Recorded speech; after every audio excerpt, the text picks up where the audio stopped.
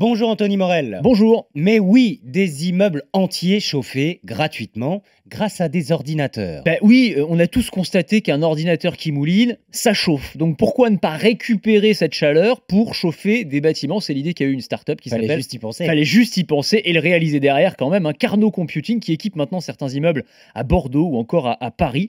Des immeubles chauffés par des radiateurs ordinateurs. Alors ça ressemble à un radiateur classique, forme rectangulaire, il y a un thermostat pour monter ou baisser la température, mais à l'intérieur, il n'y a pas d'eau ou d'électricité, il y a des processeurs informatiques.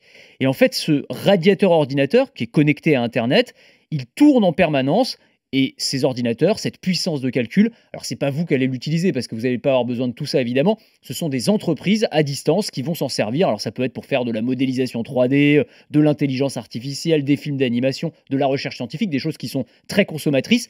L'intérêt, c'est que pour les particuliers, le chauffage devient gratuit, il n'y a plus de facture, parce qu'en fait, vous rendez un service à ces entreprises en stockant cette puissance informatique chez vous, quoi. Et est-ce qu'on peut l'allumer de novembre à mars et l'éteindre Alors pour normalement, l'été? oui, ça fonctionne comme... ça va pas chauffer de force pendant Ok. l'été, hein. Il n'y a pas de souci, ça s'éteint, il n'y a pas de problème de ce côté-là. Vous avez une autre innovation étonnante qui permet de gagner de l'argent en prenant sa douche. Alors ça, j'adore, c'est le chauffe-eau électrique qui mine du Bitcoin. Oula, expliquez-nous. Alors, je vais vous expliquer. C'est une start-up basée du côté de Metz qui a mis ça en place. Donc, en gros, c'est un chauffe-eau qui ressemble à un chauffe-eau normal, mais à l'intérieur, à la place d'une résistance qui chauffe, il y a 300 puces informatiques. Vous savez que le fait de miner du Bitcoin, c'est un processus qui génère beaucoup de chaleur. En fait, ce sont des machines informatiques qui moulinent, qui réalisent en fait des opérations de calcul complexes, et c'est ça qui va permettre de débloquer des fragments de Bitcoin. C'est comme ça que ça fonctionne. D'accord.